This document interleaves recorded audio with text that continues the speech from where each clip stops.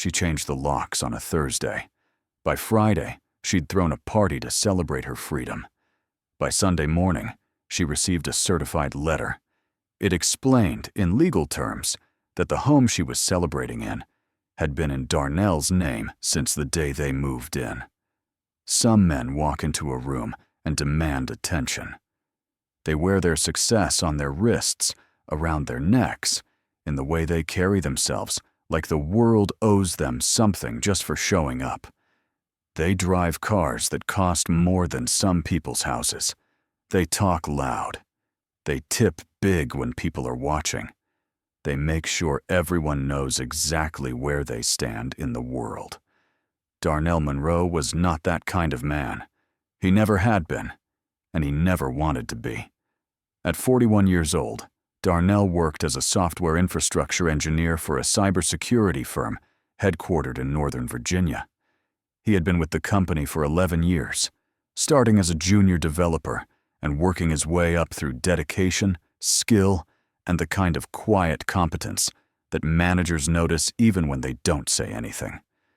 He worked remotely from his home in Lithonia, Georgia, logging into servers and writing code, while most people thought he was just sitting around doing nothing. His salary was $187,000 a year. But if you saw Darnell Monroe at the grocery store on a Tuesday evening, or pumping gas at the station on Wesley Chapel Road, or picking up his dry cleaning on a Saturday morning, you would never guess that number. Not in a million years. He drove a 2016 Honda Accord with 214,000 miles on it. The car ran perfectly because Darnell maintained it religiously, changing the oil every 5,000 miles, rotating the tires, keeping the engine clean. He saw no reason to buy a new car when the old one still worked. That was money he could invest, money he could save, money he could put towards something that actually mattered. Darnell wore plain clothes, simple button-down shirts from department stores, khaki pants that he bought in bulk when they went on sale, work boots that he resoled instead of replaced. He owned no jewelry except for a simple watch his father had given him when he graduated from college. The watch wasn't expensive, but it kept perfect time, and every time Darnell looked at it, he remembered the man who had shaped him into who he was. His father, Harold Monroe, had worked as an electrician for 34 years. He never made more than $60,000 in any single year of his life, but he raised 3 children, kept a roof over their heads, and retired with dignity. More importantly, he taught Darnell a philosophy that would guide every decision he ever made. Let your work speak, son. Not your wallet, not your car, not your clothes, your work. When Darnell was 14 years old, he watched his parents lose everything. His father had co-signed a loan for his younger brother, Darnell's Uncle Raymond, who wanted to open a barbershop in College Park. Uncle Raymond had big dreams and a bigger mouth. He talked about how the shop was going to be the hottest spot in the city, how celebrities would come through, how he was going to franchise it across the South. Harold Monroe believed his brother. Blood was blood, after all. He co-signed a loan for $75,000. Within 18 months, the barbershop failed.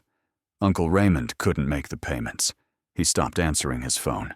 He moved to Florida without telling anyone. And the bank came after Harold Monroe for every penny.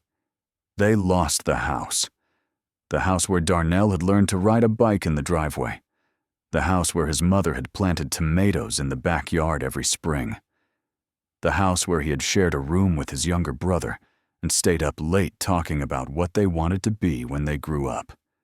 Gone. All of it. Because someone wanted to look successful before they actually were. Darnell never forgot what it felt like to carry boxes out of that house while the neighbors watched from their porches. He never forgot the look on his mother's face, or the way his father's shoulders seemed to curve inward like he was carrying a weight no one else could see. He made a decision that day, standing in the empty driveway with the last box in his arms. He would build quietly. He would save aggressively. He would never let appearances control his decisions. and he would never, ever let anyone make him feel ashamed of living below his means. In the summer of 2015, Darnell attended a cookout at his coworker's house in Decatur. He almost didn't go. He wasn't much for social gatherings, preferring the quiet of his apartment and the company of a good book. But his coworker, a woman named Patricia, who had been trying to get him out of his shell for years, insisted. She told him the food would be good, the music would be better, and maybe he would meet someone. Darnell laughed and told her he wasn't looking to meet anyone. She told him that was exactly why he needed to come. So he went. The cookout was in full swing when he arrived. Music playing from a speaker on the patio. Children running through the yard with water guns. The smell of ribs and chicken on the grill mixing with the summer air. Darnell found a quiet spot near the fence and nursed a bottle of water while he watched the scene unfold. That's when he saw her. Yolanda Price was 32 years old, and she commanded attention without even trying. She wasn't the loudest person at the cookout, but somehow your eyes kept finding her. She wore a yellow sundress that seemed to catch the light just right. Her hair was pulled back, showing off a face that knew how to smile in a way that made you feel like you were the only person in the room. She worked in pharmaceutical sales, a job that required confidence, charm, and the ability to make people believe in things. She had all three in abundance. Darnell noticed her immediately, but he didn't approach her. That wasn't his way. He just watched from his spot by the fence, content to admire from a distance. But Yolanda noticed him too. She noticed the man who wasn't trying to impress anyone, who wasn't loud, who wasn't competing for attention. She noticed the quiet confidence in the way he stood, the intelligence in his eyes when he looked around the party. So she approached him. She walked up and asked him why he was standing alone. Darnell told her he wasn't alone, he was just observing. She asked him what he was observing. He said he was observing people trying too hard to be seen. She laughed at that. A real laugh, not the polite kind people give when they're just being nice. She told him her name was Yolanda. He told her his name was Darnell. They talked for 2 hours that afternoon, standing by that fence while the cookout continued around them. He found out she had grown up in Stone Mountain, that she was close with her mother, that she had ambitions to move up in her company and maybe start her own consulting business one day. She found out he worked in tech, that he was private but not cold, that he had a dry sense of humor that snuck up on you. By the time the sun started to set and people began packing up their folding chairs, Darnell had her number saved in his phone. He didn't call her that night. He waited 3 days, because that's what his father had always told him to do. When he finally called, she answered on the second ring. They dated for 2 years before Darnell proposed. Those 2 years were good ones. They went to movies and restaurants and took a trip to New Orleans for her birthday. They spent Sundays cooking together in her apartment, Darnell handling the main dishes, while Yolanda made desserts that were always too sweet, but always made with love.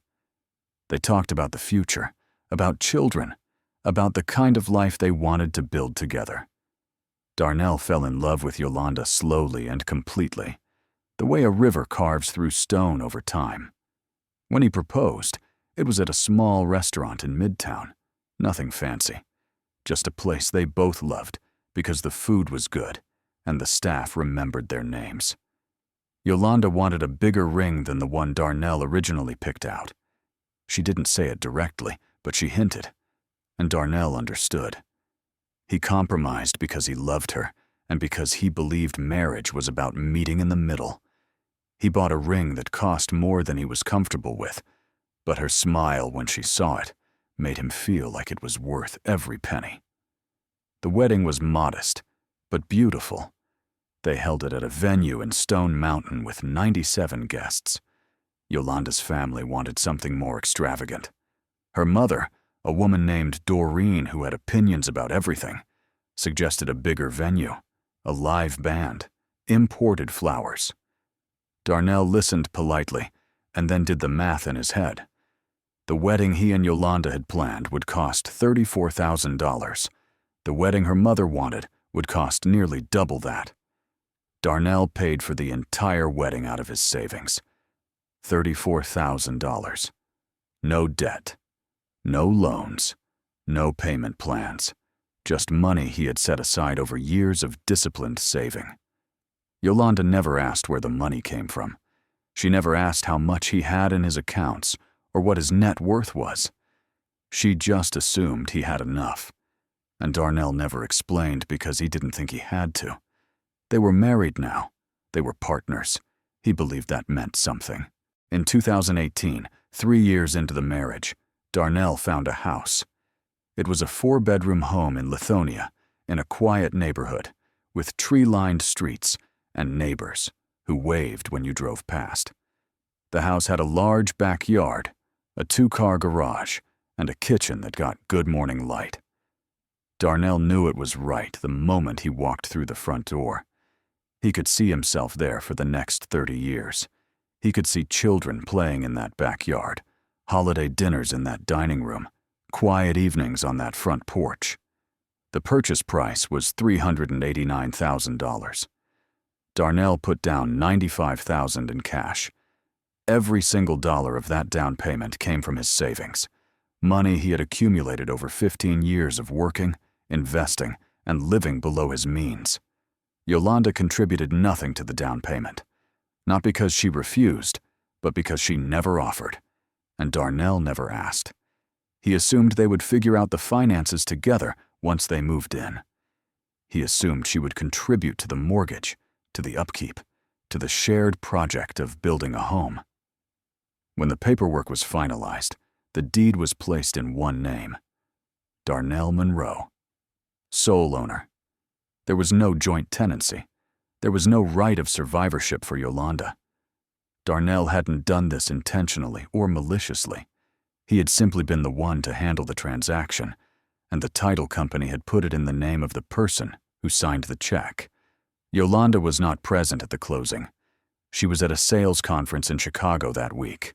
When she came home, Darnell showed her the keys and carried her over the threshold, and she laughed and kissed him and never once asked whose name was on the deed. She assumed. She assumed that because they were married, the house belonged to both of them equally. She assumed that love and a marriage certificate were the same as legal documentation. And Darnell never corrected her because he trusted the marriage. He believed the details would work themselves out over time. For 6 years, Darnell handled everything. The mortgage payment was $3,200 a month, and it came out of his account on the 15th, like clockwork. The property taxes were due twice a year, and Darnell paid them without mentioning it. The homeowner's insurance, the termite bond, the lawn care service, the security system monitoring, all of it. When the roof needed repairs after a bad storm in 2021, Darnell paid $18,000 to have it fixed. When the HVAC system failed in the middle of August 2022, he paid $12,000 to replace it within 48 hours, so Yolanda wouldn't have to sleep in a hothouse. He never complained. He never presented her with spreadsheets or demanded she contribute. He just did what he believed a husband was supposed to do. He provided. Yolanda's income during those 6 years went to different things. Her car payment, $600 a month for a BMW she had leased because she said she needed to look successful for her clients. Her wardrobe, because pharmaceutical sales required a certain appearance. Her vacations with her sorority sisters, annual trips to Miami and Cancun, and once to the Bahamas. Monthly support she sent to her mother, Doreen, who had never quite learned to live within her means. Yolanda spent what she earned, and Darnell covered everything else. He didn't resent it. Not at first. He believed in partnership, even when that partnership was uneven. He believed that love meant carrying more than your share sometimes, without keeping score. Around 2022, something shifted. It didn't happen all at once. It was gradual, like watching a photograph fade in the sun. You don't notice it day to day. But one morning you look up and realize the colors aren't as bright as they used to be. Yolanda's tone began to change. Small comments that seemed harmless at first, but left a residue that built up over time. She would come home from work and look around the house like she was seeing it for the first time, and not in a good way. She would sigh when she pulled into the driveway and saw Darnell's Honda parked next to her BMW. She started saying things. "Why don't you ever want to do anything fun, Darnell? You dress like you don't care what people think. My coworker's husband just bought her a G-Wagon, and she would let that sentence hang in the air, pregnant with expectation, waiting for Darnell to respond with a promise or a plan. He never did. He just listened. He didn't argue. He didn't defend himself. He just kept working, kept saving, kept building. Yolanda began spending more time with her sorority sisters, women she had known since her 20s at Spelman. They had group chats and brunch dates, and an annual retreat that cost more than some people's monthly rent. One of them, a woman named Monique, was married to a real estate developer named Vincent, who posted pictures of his properties on Instagram every week. Another, named Charmaine, was married to a personal injury attorney who took his family to the Maldives twice a year and made sure everyone knew about it. These women had houses with pools. They had designer bags and luxury cars and husbands who bought them things just because it was Tuesday.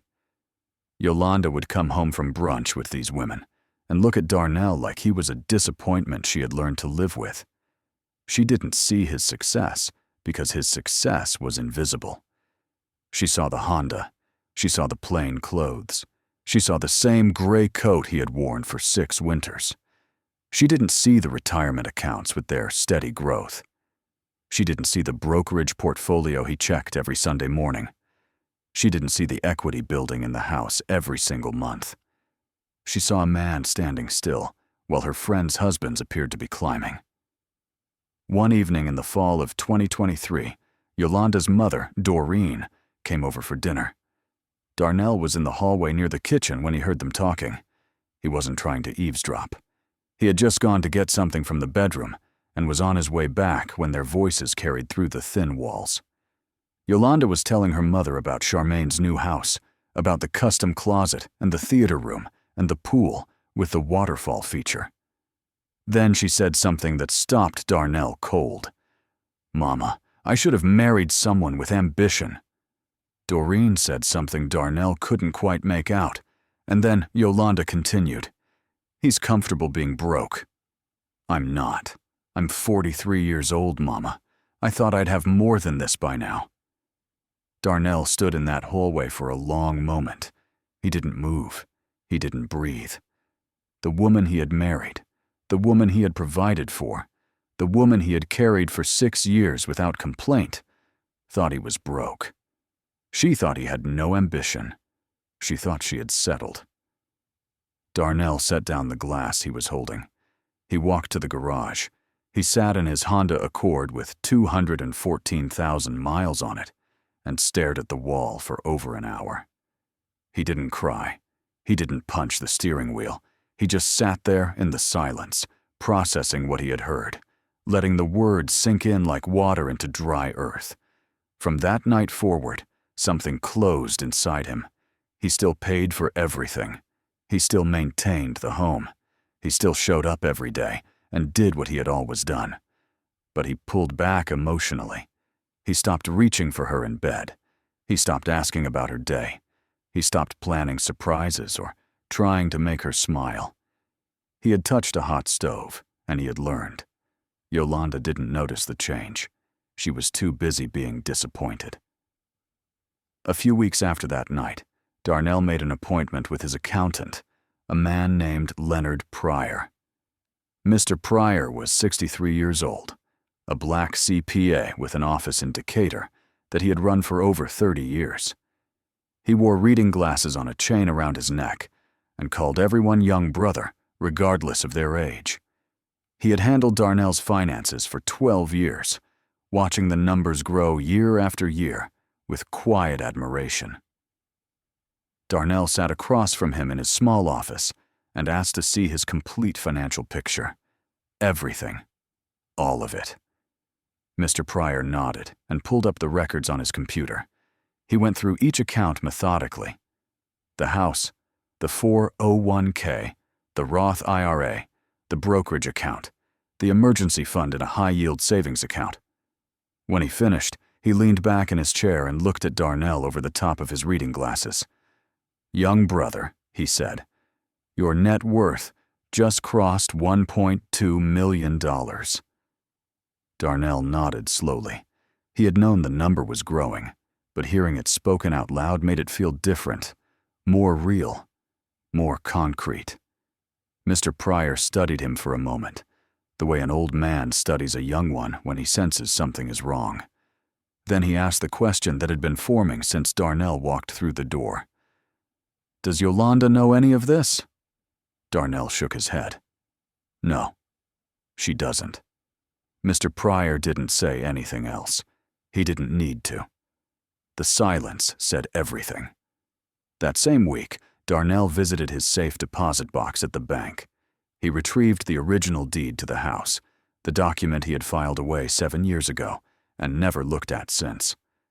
He sat in his car in the bank parking lot and read it carefully, even though he already knew what it said. Darnell Monroe, sole owner. He had never added Yolanda's name. She had never asked him to.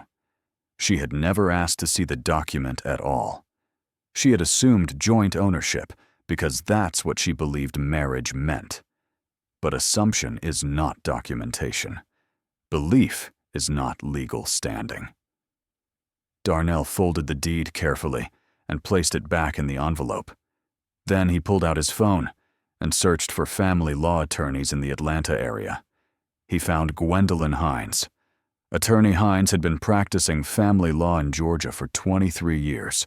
She had a reputation for being thorough, honest, and protective of her clients' interests. Darnell called her office and scheduled a consultation. When he sat down in her conference room a week later, she listened to his situation without interrupting. Then she explained the law in clear, simple terms. "Georgia is an equitable distribution state," she said, "not community property. That means assets are divided fairly based on various factors, not automatically split 50-50.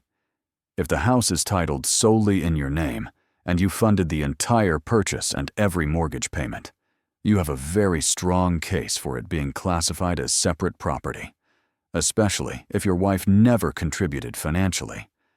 The retirement accounts are more complicated because contributions during the marriage may be considered marital property. But the house itself? That's yours?" Darnell thanked her and told her he would be in touch. That evening, he logged into his bank's website and requested 6 years of mortgage statements. Every single payment, from the first month they moved into the current one. He downloaded them all, organized them by date, and saved them to a secure folder on his computer. He also downloaded the utility bills, the insurance statements, the property tax receipts, everything that showed money flowing from his account to maintain the house that Yolanda thought belonged to them equally. He didn't tell her what he was doing. He didn't confront her. He just gathered his documentation and waited. He wasn't sure what he was waiting for, but he knew it would come. He could feel something building, like pressure before a storm. And when the storm broke, he wanted to be ready. The storm broke in March of 2024. Yolanda had been texting a man she met at her gym, a fitness trainer named Terrence, who drove a leased BMW and had 40,000 followers on Instagram. He posted motivational quotes and shirtless workout videos and photos of himself at expensive restaurants. Darnell didn't know about Terrence. He didn't check Yolanda's phone or monitor her social media. He trusted her, even when she gave him reasons not to. But he could feel the distance between them widening every day, like a crack in a foundation that spreads a little further each time it rains. One Thursday evening, Yolanda came home in a mood. She had been at the gym, and something had happened, though Darnell would never know what. She started an argument over something small, the dishes in the sink, the way Darnell had folded the laundry, the fact that he hadn't planned anything for the weekend. The argument escalated quickly. fueled by months of resentment and disappointment that Yolanda had been nursing in silence. She accused him of holding her back. She said she had wasted her best years with a man who had no vision. She said her friends felt sorry for her because she was married to someone with no ambition. And then she said the words that would change everything. "You're a broke loser, Darnell. I want you out of this house. Tonight." Darnell looked at her for a long moment. His face was calm. His voice was steady. He didn't raise it. He didn't defend himself. He didn't tell her about the $1.2 million, or the retirement accounts, or the fact that he had paid for every single thing in the house she was standing in. He simply walked to the bedroom, packed a bag with enough clothes for a week, and left through the front door without another word. He checked into a hotel near the airport and sat on the edge of the bed, staring at the wall. He wasn't surprised. He had felt this coming for a long time. He was just tired. Tired of carrying, tired of being invisible, tired of loving someone who had never bothered to see him clearly. The next morning, Yolanda called a locksmith. She didn't wait. She didn't hesitate.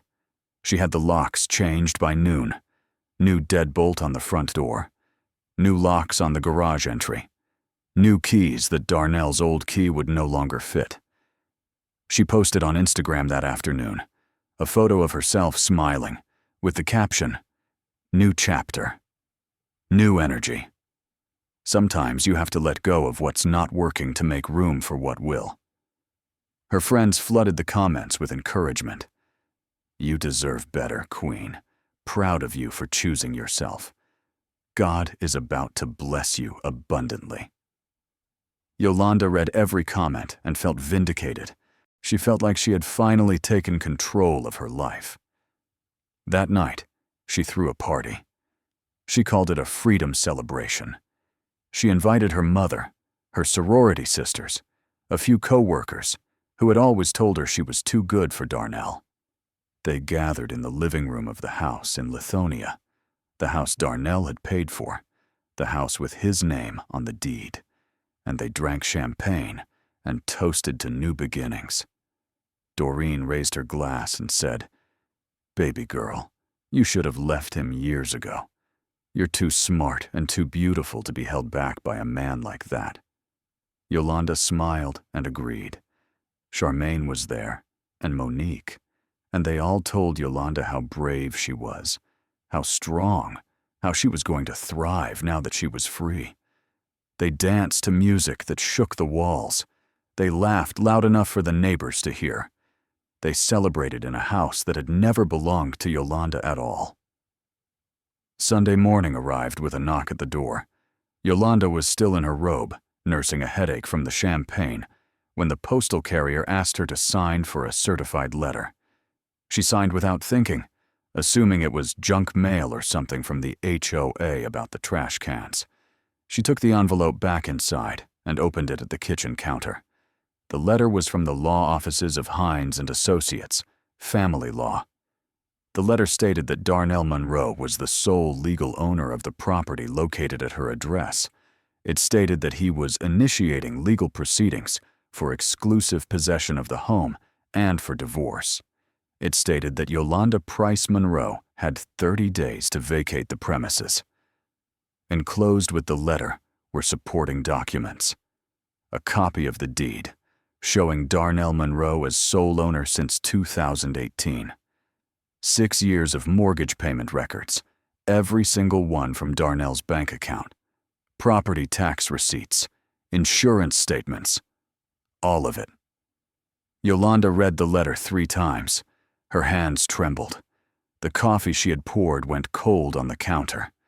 She called her mother immediately, her voice cracking. "Mama, did you know the house was in his name? Just his name?" Doreen was silent for a long moment. "I thought y'all owned it together," she finally said. "That's how marriage works." Yolanda's voice broke. "I never saw the deed, Mama. I never asked." There was a long silence on the line. Everything Yolanda had celebrated, everything she thought she had won, had never been hers to claim. Yolanda called Darnell that afternoon.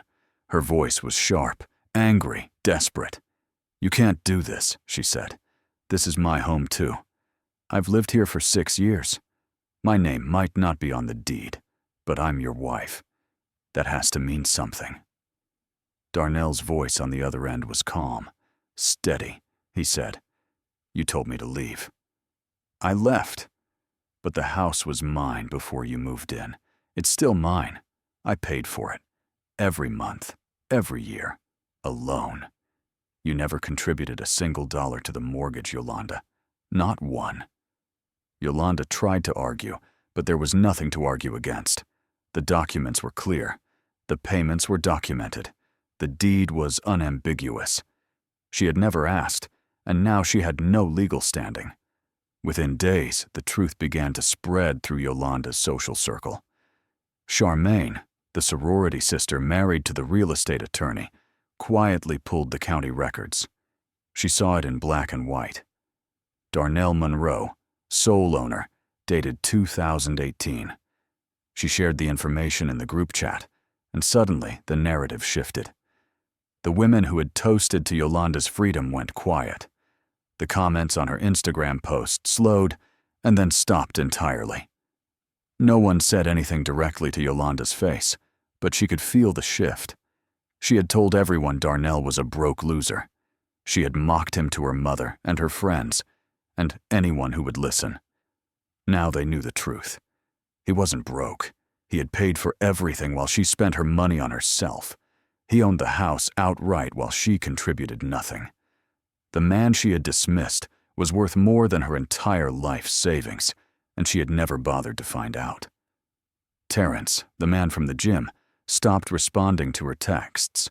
He had been interested in Yolanda when she seemed to have a nice house and a stable life. He had liked the idea of a woman who appeared to have things figured out.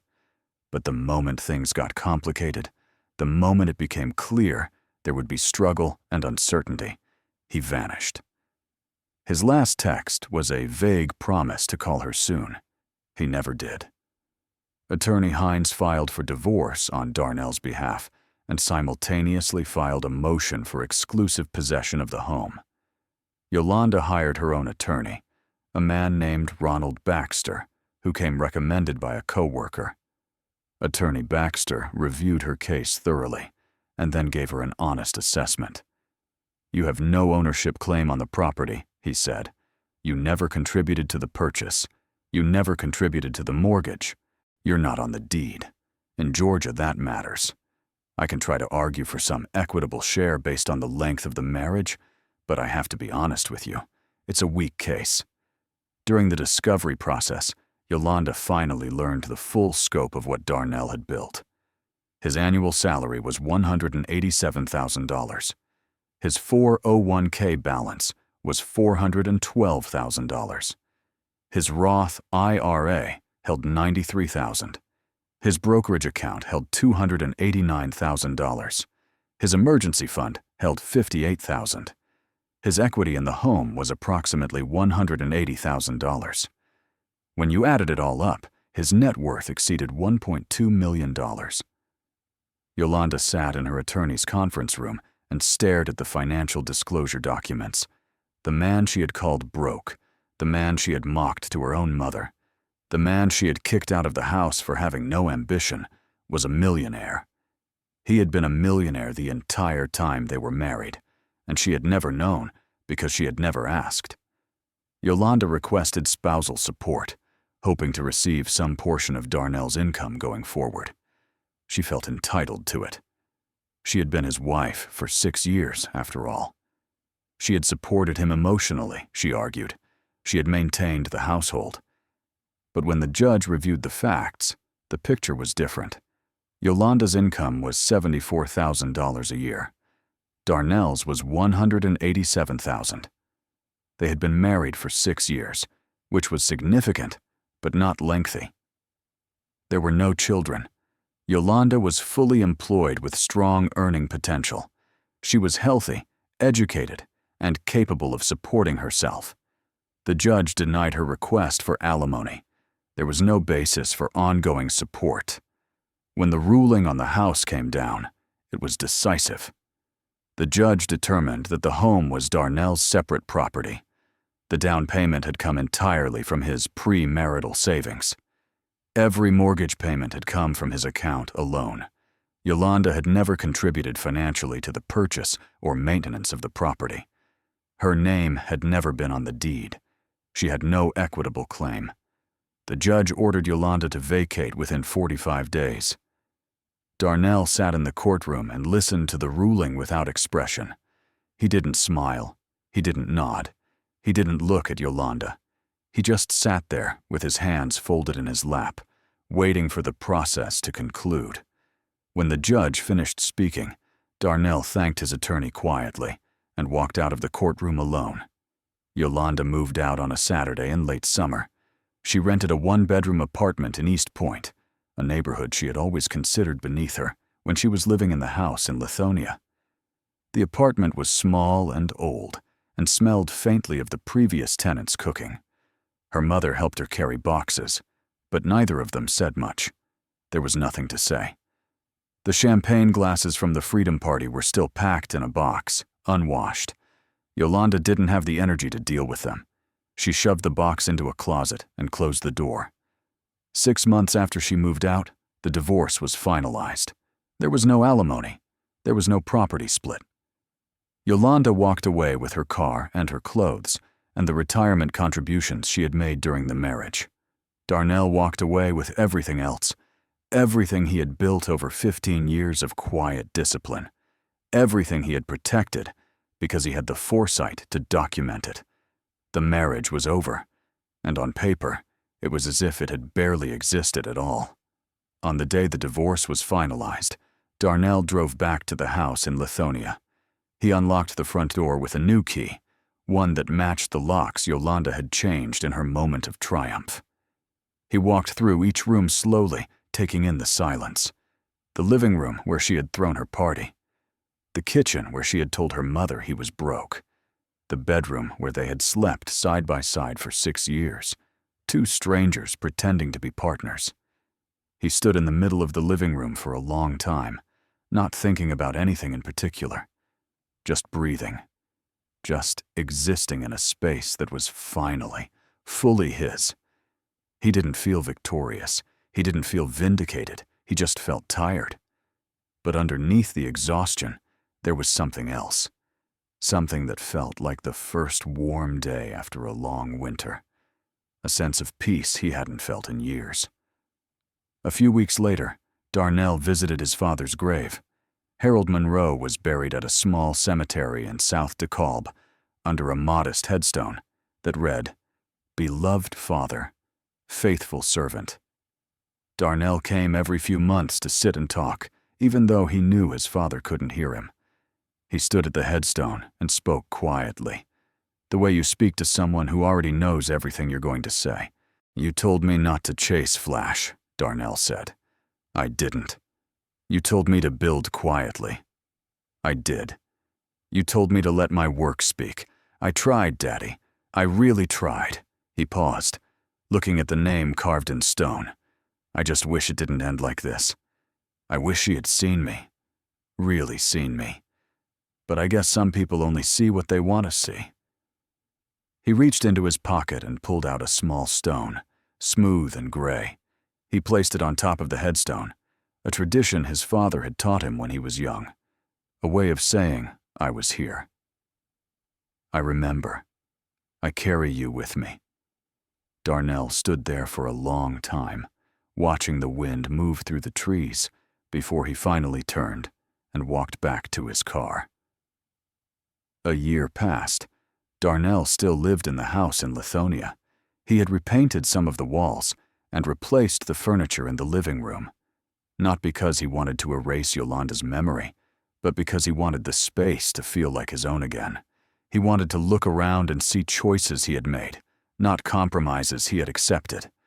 He started volunteering with a local nonprofit that mentored young black men interested in technology. He taught them about coding and cybersecurity, but he also taught them about money, about building wealth quietly, about not letting appearances drive decisions, about the difference between looking rich and being rich. He would tell them the same thing his father had told him all those years ago. Let your work speak, young brother. Not your wallet, not your car, not your clothes. Your work. Build something real and protect it. Don't let anyone make you feel ashamed of living below your means. That's not weakness. That's wisdom. Darnell hadn't started dating again. He wasn't ready. Maybe he wouldn't be for a long time. But he had found something more valuable than companionship. He had found peace. He had found the quiet certainty that comes from knowing who you are and what you've built, and that no one can take it from you because you were careful, because you were patient, because you played the long game while everyone else was chasing short-term wins. On a warm evening in early fall, Darnell sat on his back porch and watched the sun go down. The sky turned orange and then pink, and then a deep purple that seemed to stretch on forever. He held a cup of tea in his hands and listened to the crickets beginning their nightly chorus. The yard was quiet. The house was quiet. His mind was quiet. He thought about Yolanda sometimes, not with anger, not with satisfaction, just with a kind of distant sadness for what could have been. He thought about how two people can share a life and still see completely different things. He thought about how she had looked at him and seen a man with no ambition, while he had looked at himself and seen a man building a future one brick at a time. He thought about how easy it is to mistake silence for emptiness, how easy it is to assume that a man who doesn't show off has nothing to show. The house was quiet now. The street was quiet. The world felt still in that way it only does at dusk, when the day is ending and the night hasn't quite begun. But the house was his. It had always been his. And for Darnell Monroe, that was enough. Now I want to ask you something before you go. If you've ever been underestimated by someone who should have known your worth, if you've ever built something quietly while people around you doubted, if you've ever found your peace on the other side of someone else's assumptions, I want to hear your story.